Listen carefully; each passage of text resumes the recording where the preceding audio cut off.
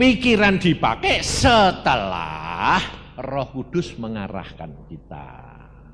Pakai untuk menelaah, untuk mengerti firman, ngambil keputusan. Itu keputusan yang diambil, itu harus pengetahuan. Maka dari itu saya ngajar. Kata-kata gini, paksakan rencanamu, kehendakmu dalam diriku. Nah, banyak yang tidak setuju juga. Wong enak kompromi kok daripada dipaksa-paksa. Wong dipaksa itu ra enak, ya toh? Nah, karena apa? Karena kita belum nyadari bahwa kita kalau tidak dibantu Roh Kudus, dipaksa oleh kehendak Tuhan, tidak bisa. Nah, sekarang apa artinya? Kenapa dipaksa? Sebetulnya kata-kata itu bisa diperhalus. Penyerahan total. Nah, kalau penyerahan total itu tidak punya kehendak. Ya wis, terserah kamu Tuhan. Nah, tapi kalau aku bilang dipaksa, karena Tuhan yang ngomong buat saya bilang itu, Yusa, kalau kamu tidak minta dipaksa oleh Tuhan, kamu tidak akan sampai. Kenapa? Tidak ada orang bisa sampai. Karena apa? Karena pengetahuan ini yang menjadi penghambat. Tapi kalau kamu diminta dipaksa, Roh Kudus nanti yang merekayasa jalanmu, diarahkan. Kamu mau tidak mau sampai ke tempat itu. Gitu. Satu. Kedua, setan tidak bisa nuntut. Nah, kenapa kok kita kalau tidak dipaksa tidak sampai? Sebab setan tahu kalau kamu tidak dipaksa oleh Tuhan, tidak bakal sampai. Kenapa? Pengetahuanmu gampang dimasukin pikiran dia. Sehingga pasti selalu kamu disimpang jalan. Apa saja kamu dapat firman Tuhan, pasti disimpang jalan. Mulai mikir, selalu ada simpang jalan. Contohnya, kamu bilang, aku tidak punya kerjaan. Kamu bilang, Tuhan aku orang tidak punya kerjaan. Lalu Tuhan bilang, bekerjalah. Nah, kalau sudah bilang, Tuhan suruh aku bekerja. Mulai mikir, kerja apa? Ya toh? Umpamanya, jadi pegawai. Ya, melamar, cepat-cepat pegawai apa sahabat dilamari kabeh. Lah yo tanya toh, pegawai apa? Nah, tapi karena setan naruh, kowe kan pinter, mesti lulusan S ekonomi, ya mesti kerjanya ndak dhuwur toh. Ya belum tentu. Nah, kalau Tuhan mau ngajar kowe rendah hati, kerja meskipun sarjana tapi jadinya satpam, ya tidak apa-apa. Ini saya ketemu sendiri sama seorang direktur. Dia direktur pabrik roti di Surabaya. Diangkat jadi direktur. Tapi bukan kerjaannya direktur. Kerjaannya apa? Sopir dan pesuruh bos. Jadi dia cuma dampingi bos terus. Lah direkturnya tetap bos, cuma tidak mau namanya dia yang dipakai. Jadi dia cuma nyupir, nganter ke bos, sama dampingi. Tapi bosnya pulang, dia duduk di kursi direktur. Tapi kalau anak buahnya tanya, tidak bisa tahu. Sebentar, tak telepon dulu. Nah, lalu dia bilang sama saya, itu tidak sedikit loh, 7 tahun. Akhirnya dia bilang, Pak, ketemu, bertobat, saya khotbah, dia bertobat.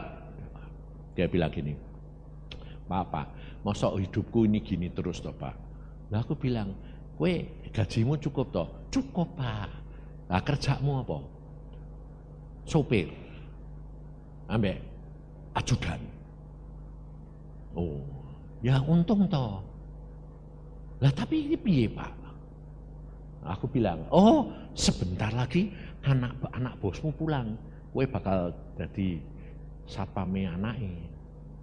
Loh lah kan repot Pak. Nah ya gini. Sudah itu terima ngucap syukur, sekarang kamu cerdik. Bagaimana Pak?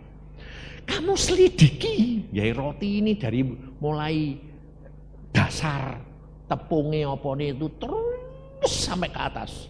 Kamu kerja, kamu tiap hari tidak ada kerjaan itu. Iya, ya sudah, kerjain. 1,5 tahun dia belajar itu benar-benar dari bawah ke atas. Satu saat ada orang punya pabrik, beli pabrik gak jalan. Nah, lalu datang ke tempat itu, dia bilang, aku cari pegawai, direktur. Bosnya malah ngomong gini, direkturku gulu ambilo. Karena dia tahu ini bodoh pikire. Ya toh, dalam 7 tahun tapi jadi jongos kok, jadi sopir. Nah, dia bilang, oh ya, terus tanyai, dia bilang, oke, dari gaji 500.000 jadi 1,5 juta. Jadi bos untuk bangun ngerjake roti ini. Nah, bosnya tidak tahu, dia wis pinter. Sebab demikian bosnya berpulang, dia belajar. Jadi bos, wah di Jakarta. Sebentar lagi gaji 5 juta, sebentar lagi 10 juta. Bikin pabrik ini, bosnya sing lama melotot. Loh, dia kok pinter ya kayak ngono. Harap ngerti belajar lho ini. Ngerti saudara? Tuhan itu menyuruh kamu di mana? Itu ucapkan syukur. Minta tuntunan Tuhan, karena Tuhan itu pasti punya rencana yang indah dalam hidup kita. Tapi yang menjadi tapi Tuhan Yesus di sini bilang apa? Kamu harus tahu bagianmu tuh di mana. Lah itu yang menjadi masalah. Kenapa kamu selalu bingung dan takut khawatir dan akhirnya takut sendiri lalu mentok di tengah jalan? Karena kamu tidak tahu bagianmu di mana. Untuk tahu bagianmu, kamu harus belajar seperti Tuhan Yesus.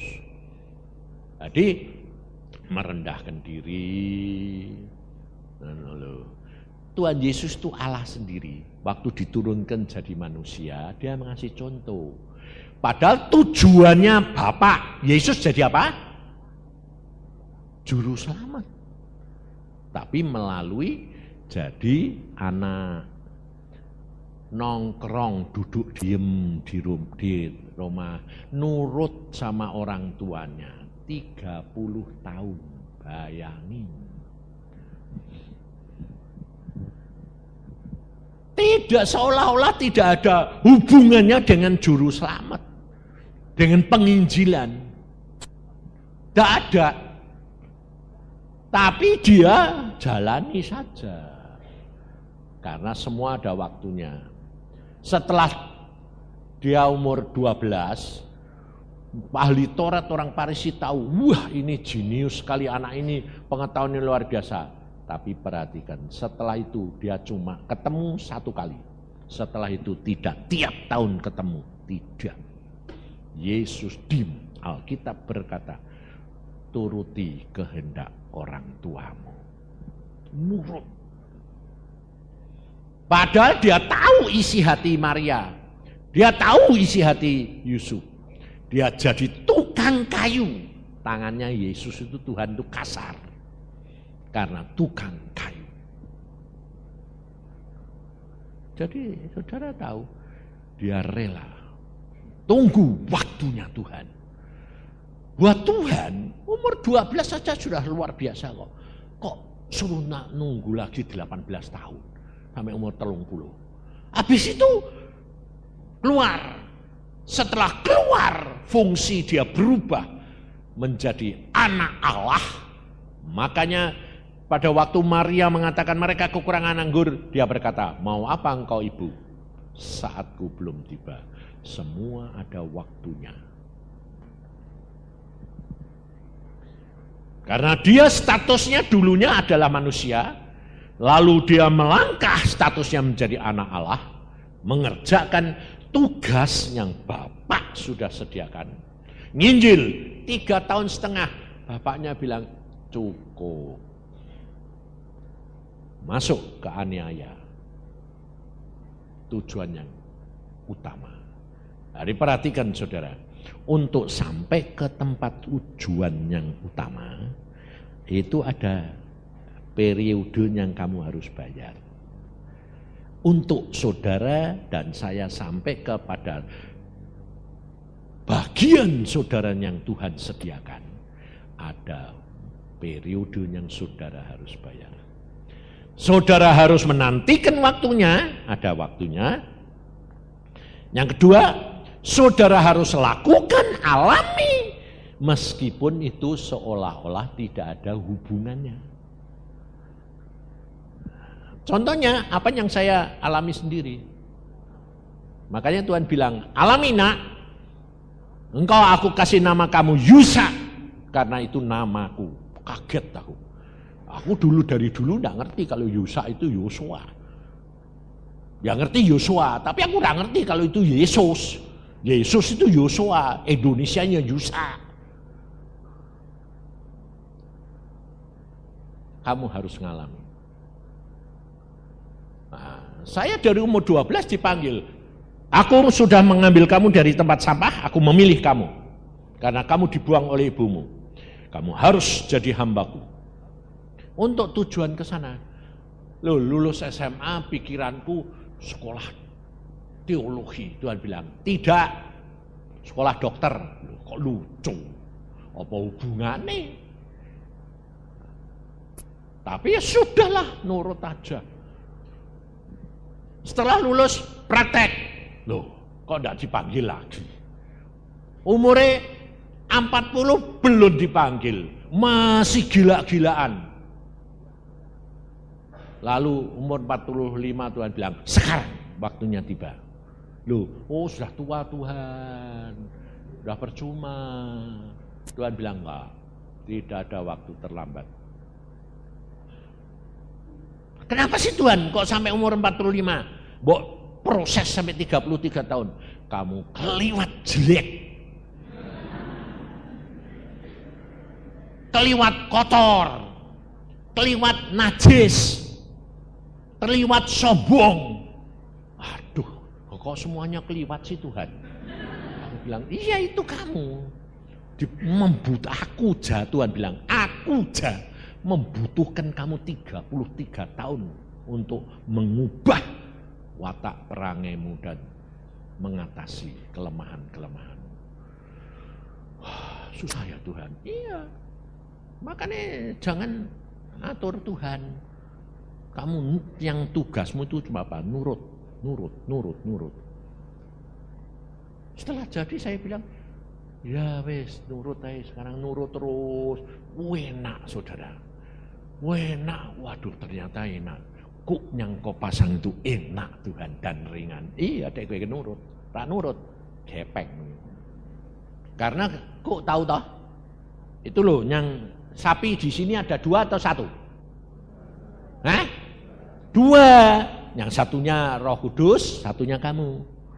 Tapi kalau kamu ndak nurut sapi sing gede, sapi 2 ini ndak sama. Yang satu gede, yang satu agak kecil, agak rendah. Nah, sebetulnya beban itu yang nanggung yang gede atau yang kecil?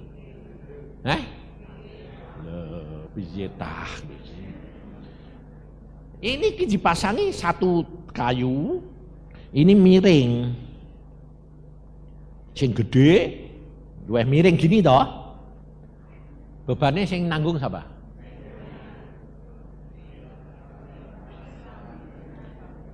Nah ya, wong ngono wae pikirane wis macem-macem. Cara nrimone ya macem-macem. Yang satu bilang, ya sing pendek. Kegepeng. Lah itu kan kalau bebannya itu disuruh ngonggonmu kabeh. Enggak. Kalau itu beda sama beban dari atas. Ini miring gini, yang nanggung itu sing gede. Ya toh, wong bebannya kena DC. Ya toh, sisane kena kowe. Nah, kalau kamu nurut, kowe malah mendek.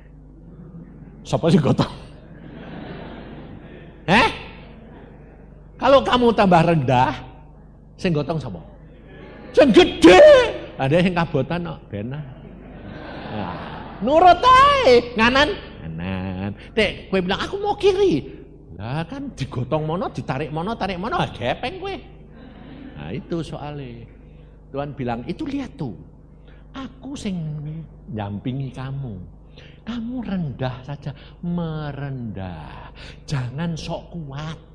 Kowe mbok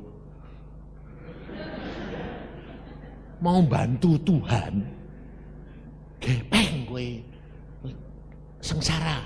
Rendah hati saja. Tapi jangan terlalu rendah. Kejang-kejeret. Karena kalau terlalu rendah, itu namanya rendah diri. Goblok.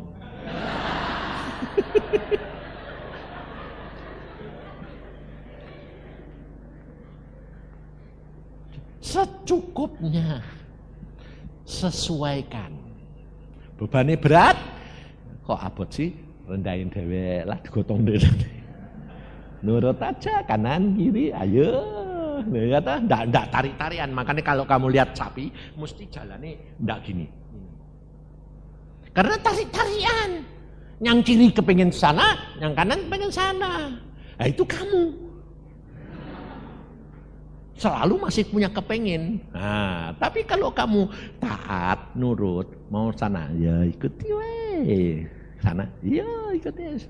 Dek kabotan, rendah lagi sedikit, lumayan, enteng. Ngerti saudara? Itu Tuhan. Maka dari itu yang penting adalah kamu tahu ditaruh di mana. Meskipun selama diproses sampai ke tempat yang panggilanmu itu, kamu tidak akan tahu.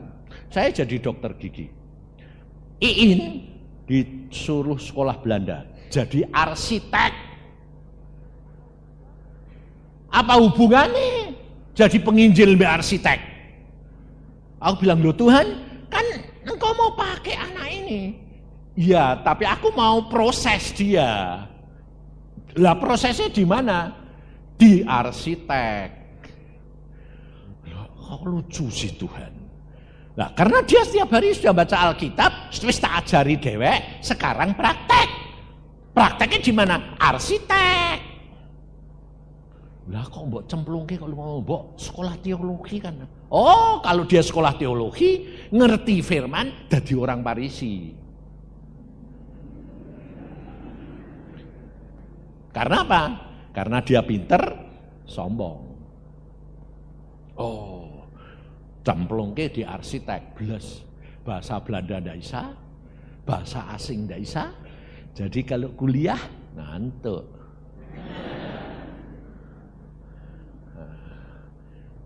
Sampai tidak bisa naik-naik karena apa? Karena sombong. Dia dari kelas anak tingkat TK sampai SMA juara terus. Tuhan mau rendah kayak rasain dulu. Kalau jadi orang goblok itu piye? Proses. Ngerti enggak? Pembentukan mata. Itu maunya Tuhan di situ. Jadi kamu nanti sekolah di sini, maunya jadi apa? Ayo. Siapa yang ngomong? Sahabat. Apa? Terserah Tuhan. Jawaban yang pinter, diplomatis. Tapi saudara harus tahu kemana engkau. Jangan kepingin jadi guru, jadi penginjil, jadi pendeta. Sebab itu wong-wong sing susah masuk surga.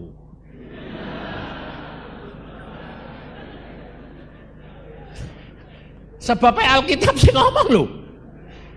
Kowe banyak ngomong, kowe banyak dituntut. Mati hidup terletak. Udah, lo ngerti tuh kowe. Jadi hamba Tuhan itu jangan bawa batasi. Kowe jadi ibu rumah tangga itu hamba Tuhan. Kowe jadi suami itu hamba Tuhan. Kowe jadi pengusaha, itu hamba Tuhan. Kowe jadi singer, jadi pendeta muda, hamba Tuhan. Sama semua ternyata. Jongos pun hamba Tuhan ternyata. Aku ngalami soalnya. Dulu kecil pernah kerja jadi jongos.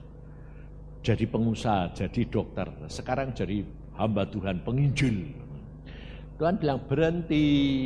Loh, aku ini sekarang lapo Tuhan.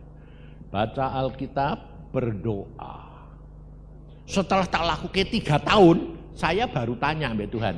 Tuhan, aku ini tugasku apa? 3 tahun bukan baca Alkitab nongkrong. Doa, baca Alkitab, doa. Tiap hari loh. Lalu kerjaan tiap hari kayak gitu tuh enak enggak? Nah, ya gue. Kalau orang yang sibuk, kepengennya istirahat. Tapi kalau orang disuruh istirahat terus, ayo gue, enak enggak? Nah, orang kurang tidur, kepengennya tidur. Tapi kalau kamu disuruh tidur terus, enak enggak? Nah, maka dari itu jangan melihat orang lain.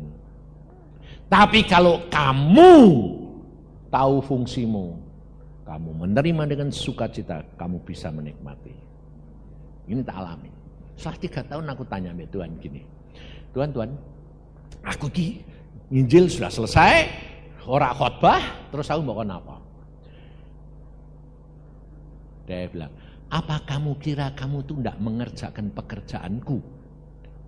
Ya, menurut aku enggak.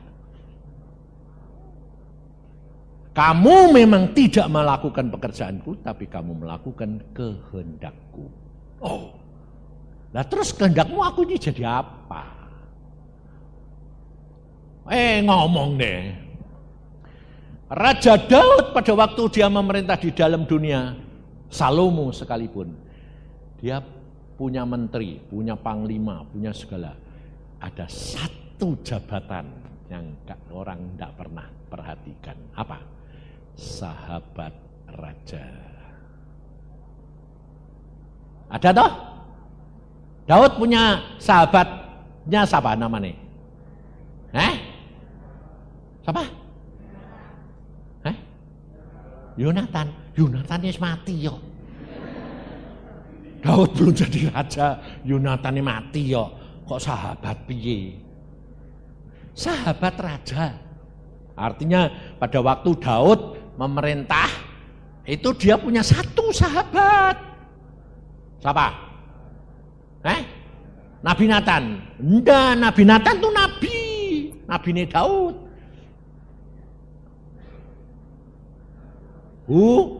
Husai. Itu sahabat Daud. Sahabat raja. Nah, sahabatnya Raja Salomo itu anak Nabi Nathan. Tapi sahabatnya Daud Husai. Lah aku bilang, Husai Tuhan. Ya. Terus Husai itu sahabat raja. Tugasnya apa?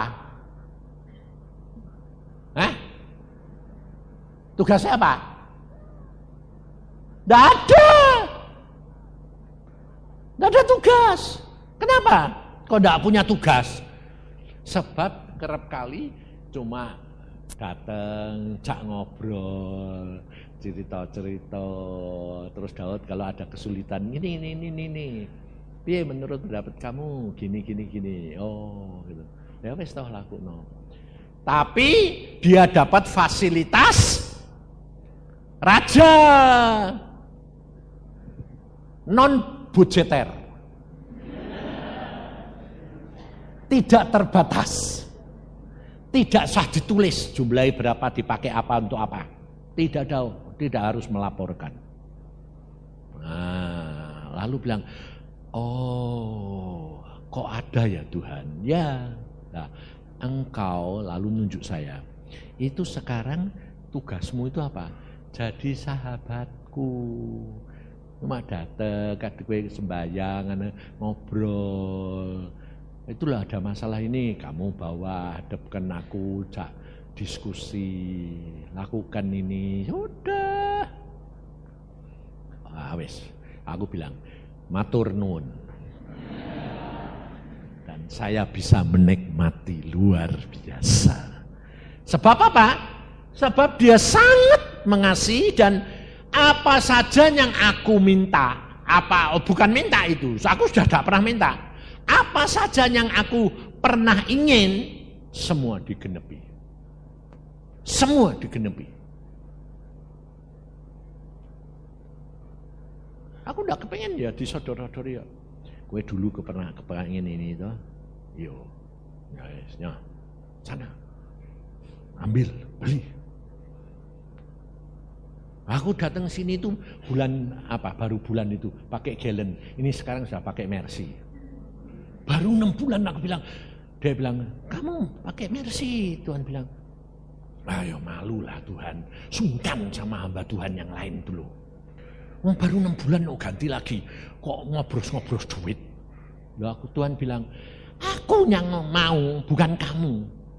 Kamu dulu kepengen toh? Iya, dulu udah mau kasih. Iya karena dulu kamu belum boleh.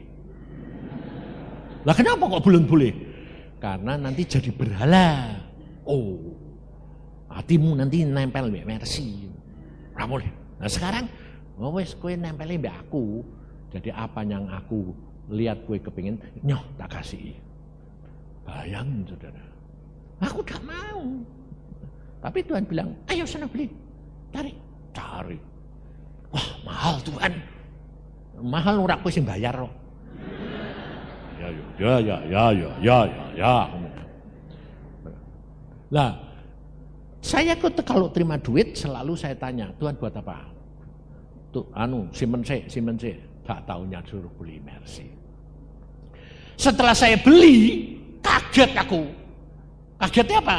Wis tak bawa pulang mobilku sudah tak tinggal, sudah tak bayar separuh.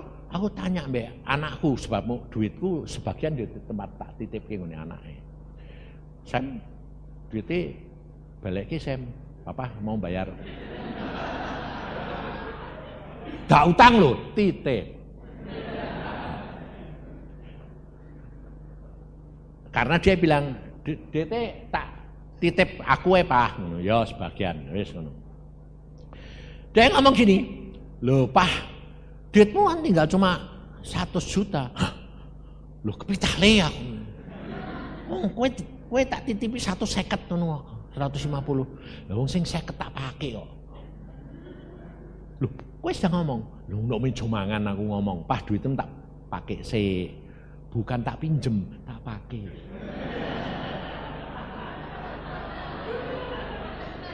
Pakai sama pinjem beda enggak? Beda.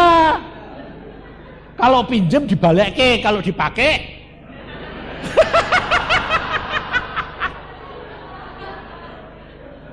kalau dipakai belum tentu dibalekke. Ada saya butuh terus. Ya pinjem mesti balekke. Ini dok. Oh duitnya tak pakai apa? Waduh aku terus. Wah apa? Lupa ya. Kalau seandainya aku ingat, enggak bakal berani beli Pak. Nah, karena aku enggak pernah mau utang. Kurang berapa? 10 juta. Aku datang, Tuhan, ampun ya Tuhan. Aku enggak ngerti duitnya dipakai semi. Aku enggak mau utang loh Tuhan. Aku ngambil mobil jemaat, bayarin nanti Selasa. Piye Tuhan? Tuhan yang ngomong gini, sama istri saya. Tenang, kasih tahu suamimu. Tenang, yang suruh beli itu aku, bukan dia. Jadi aku ya sudah tahu deh duitnya dipakai anaknya, tidak apa-apa. Oh ya, puji Tuhan. Nah, diampuni, karena rak ngerti. Senin saya sampai sana, doni bank tak kumpul ke duitnya mau tak buat bayar Selasa. Loh, kok wis tambah 50 juta. Wah, wis dibayar, wis dimasuki mbek Tuhan. Kelatak 150 juta. Wis ayem toh. Wis beres semua. Tenang. Nah, DT istriku tak balikke 40 juta. Wis aku ndak punya duit, tapi wis lunas ndak diutang. Santai. Selasa pagi mau bayar, telepon berdering. Pak, mobilmu, ada orang luar kota bilang, Pak, mobilmu bagaimana? Oh bagus, Tuhan ini ngomong sama aku, sing ngei duit tuh dek nene, sing jadi saluran tuh dia. Kamu ya yang ngirim duit, ketawa dia, iya ben kaget. Jadi dia nggak ngasih tahu dia kirim duit, tapi terus aku ini, wah kamu itu dipakai Tuhan luar biasa. Nah, aku kesaksian sudah terjadi, ya toh, bahwa ternyata uangku dipakai. Anakku 50 jadi yang 40 sekarang aku utang pakai uangnya istriku, yang 10 ini kurang, aku bilang. Nah, betul toh aku ngirim kamu 50? Betul, kamu dipakai Tuhan luar biasa. Terima kasih. Duitnya istriku tak balik. Yang kurangnya 10 cocok. Saudara tahu dia ngomong apa? Oh, jadi duitmu habis. Pas. Habis enggak? Pas. Ya toh? Aku bilang habis, nanti tak ngocor meneh. Adek bilang pas. Berarti sebagian belum turun mungkin. Langsung dia bilang gini, oh aku mesti nambahi kamu. Loh, nambahi apa? Duit. Duitmu habis kok. Bukan habis, pas. Ya itu. Pokoknya rekeningmu pas toh? Pas. Ya wes, nanti tambahi. Saya pergi ke bank, setengah jam kemudian saya pergi bank, lihat, loh, sudah manaknya 100 juta. Aku bilang, loh Tuhan yang ngasih siapa? Ya sing telepon mau, nambahi kue 100 juta. Duh Tuhan, loh, bayangin. Masuk akal enggak? Lah kalau aku mau beli mobil, duitku kurang, itu iman bisik-bisik. Ngerti? Ini sudah kejadian. Jadi bukan iman lagi, anugerah. Nah, ngerti saudara?